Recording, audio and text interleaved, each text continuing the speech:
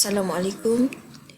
For the third part, for chapter 1, we are going to learn about steady state one component diffusion. So actually, steady state one component diffusion is opposite with the equimolar counter diffusion. It is totally different in terms of theory itself. Okay, one component diffusion is really different with the steady state equimolar counter diffusion. So one component diffusion diffuse while the other remains stagnant. It means that only A can diffuse into B, but component B cannot diffuse into A. For the steady state equimolar counter diffusion, component A can diffuse into component B, and also component B can diffuse into component A. But for one component diffusion, only one component, which is A, can diffuse into B, but B cannot diffuse into A.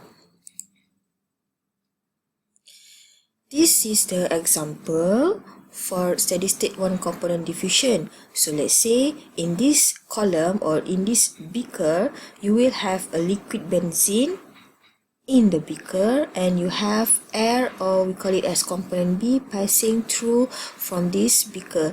Okay, at the top of this beaker, liquid benzene will evaporate from this point, go into component B. But component B just pass through on the top of the column and do not diffuse into liquid A or component A. So at this point, it's actually PA1, partial pressure of 0.1 will move towards partial pressure of 0.2. Partial pressure at 0.1 is really high value. Whenever it diffuse upwards, okay, it will reduce and up to PA2. PA2 we have to neglect to be 0, because at PA2 point there is point for PB1, and PB1 at this point is really high value, which is can neglect PA2. So that's why we have two rules of thumb for steady state one component diffusion, where PA2 is 0 since a large volume of air is passing by. Another rules of thumb for one component diffusion, the second one is NB. NB, which is for non-moving, or we call it a stagnant component, is equals to 0. So only NA, flux for A, has values, because only A can diffuse into B, but for component B cannot diffuse into A. It means that component B is stagnant.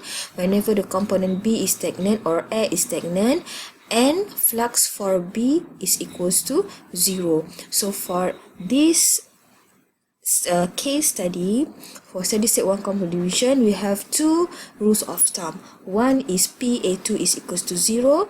Another one is NB, or flux for B, is equals to 0. By referring to this equation, okay, this is the same equation from the previous case study, which is for equimolar counter diffusion, whereas NA is equals to minus C dAB dYA over dZ plus YA NA plus NB. For for equimolar counter diffusion, we have to eliminate all of this term to be 0, because NA is equals to minus NB. But for steady state one component diffusion, if B is stagnant, the flux for B only is equals to 0. So NB is equals to 0, so we can eliminate NB is equals to 0, but we still have the value for NA. NA has value, so NA times YA, we still have this term YA and A. So this equation can be simplified as this equation, and we cannot cancel this NA to be JA, because we still have this value. So it means that we have to remain NA for the flux terms. It is not same with the equimolar counter diffusion. Equimolar counter diffusion, we can reduce the flux term to be JA, because all of this term is equals to 0. So we have reduced this equation to be like a fixed law equation. Fixed law equation states that this term is equals to JA, but not for steady state one component diffusion. We have to use NA because this term is still exist. Okay, and then how how to settle for this equation? Like I said before, we cannot settle this equation if the terms for del still exist. So then what do we need to do? If you see this equation, NA and A, so you have to rearrange this equation and factorize this NA, right? Means that YA and A you replace to be situated in the left hand side. So NA minus YA times NA is equals to this equation, and then you have to factorize this one. NA 1 minus YA, so that's why 1 minus YA you just rearrange back to be right hand side. It will be situated over here, but still we have dya over dz at the right hand side, so we have to rearrange this dz to be at left hand side. Okay, so then actually NA is situated over here to make it easier. So NA differentiate dz with respect to differentiate dz, so z1 to z2 minus c dab differentiate with respect to this equation. And this one is really simple because you just make the integration rules like z2 minus z1, but for this one you have to integrate with respect to 1 over 1 minus ya, so you have to use integration rules which is this one in order for you to get this equation. And last but not least, upon integration here you will get this equation. You have to try it by yourself, right? Because this kind of solution you have to do in your tutorial class. Okay, and then whenever you rearrange the equation previously, you will get this equation, and then whenever you substitute, you will get this equation. Also, we have another general equation diffusion through moving bulk fluid, which is Na is equals to minus dAb dCa over dz plus Ca over C and A plus Nb. And same theory, same case study. If component B cannot diffuse, Nb is equals to 0. So then we can reduce this one is equals to 0. So the left is this equation, and we know that how to relate concentration with the partial pressure. Ca is equals to Pa over RT, and C is equals to P over RT. So we want to replace this equation to be in this equation where Ca over C, which means Pa over RT over P over RT. So RT we can cancel out, so the remain is Pa over P.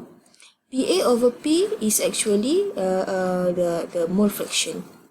So you have to differentiate this Ca over C is equals to Pa over P and then you have to differentiate equation 3.2. Where is the equation 3.2?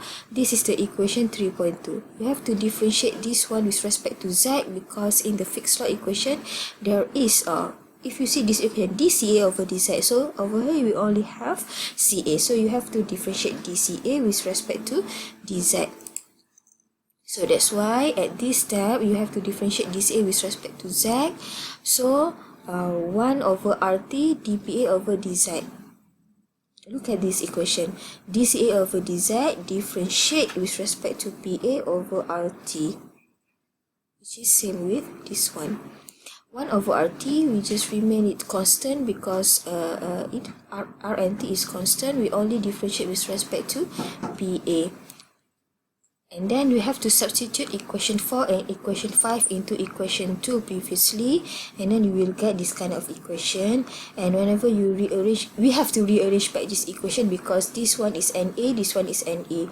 So this term you just move to left hand side, okay, to factorize the Na, and then you have to do some integration rules, and upon integration rules you will get this kind of equation. And then this one is equation relates to PBM. If you see the words PBM, P minus PLM, M is refers to log mean. Log mean is only used for steady state one component diffusion. It's only applicable for, it's not applicable for equimolar counter diffusion. Sorry. So whenever you rearrange back this equation, you will get this equation, and if you substitute back into the equation 6 into equation 6 into equation 4, you will get in this flux in terms of partial pressure, and this one also is in terms of partial pressure, but this one is for component B, this one is for component A. And to check your understanding, try to do this question, and this is the solution. Try to do it by yourself to make it you more understand about this kind of case study. To summarize all of this mass transfer process, whenever you have two immiscible phases are in contact, for example, some gas liquid or liquid, it is have a possible to diffusing from molecules to another molecules if we have a gradient or gravity force. And these two factors is really important in mass transfer, which is the equilibrium relation between the two phases and rate at which the diffusion take place. Right, this one is like phase 1 and phase 2. Maybe this is the liquid in phase 1, this is the liquid for phase 2. If a component A is passing between phase 1 and phase 2, there will ultimately be a dynamic equilibrium. At this line, there will be equilibrium state, right, depending on the type of system, whether it is liquid vapor, liquid or liquid solid, and etc. The equilibrium concentration may be often expressed by simple relationship. So means that to reach equilibrium state, the driving force must be reduced or minimized.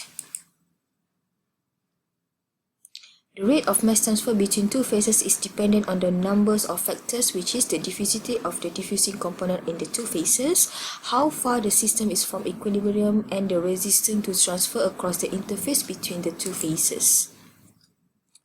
So if you see about this factor, rate of molecular diffusion in liquid is lesser than gas. Why? You have to think about it. Why rate of molecular diffusion in liquid is lesser than gas? Is it about the molecule in liquid is more randomly distributed or more randomly moved compared to gas, or gas is more randomly moved like kinetic energy in gas is more higher compared to liquid? Okay, think about it. And then about the diffusion coefficient in gas is higher than liquid, flux in gas is lesser than liquid, and also the density and the resistance in liquid is higher than gas. So think about it, try to find it in reference book or in the journal, make a clear understanding about this kind of factors. This is the case for the liquid diffusion. So for liquid diffusion is more on concentration. Okay, so if you see Na is equal to DAB Ca1 minus Ca2 over Z2 minus Z1, whenever you want to use this one, you can use this one. Also, you can use this term. And we know that CAV is equal to rho over M. So you can use this equation to calculate for CAV to be replaced back into this equation to calculate flux. And also this equation. All of this equation we are going to use it in the tutorial class. We will make exercise on this kind of question after this. Thank you. This is the ending of the chapter 1 lecture. So I hope that try to do the tutorial 1, okay, diffusion process, and we will discuss all of the tutorial in the tutorial class in week 3, and I will be away in week 2, so then all of the classes for tutorial and lecture class will be cancelled. So that's why I've provide this video lecture to you guys. So see you in week 3. Thank you. Assalamualaikum warahmatullahi wabarakatuh.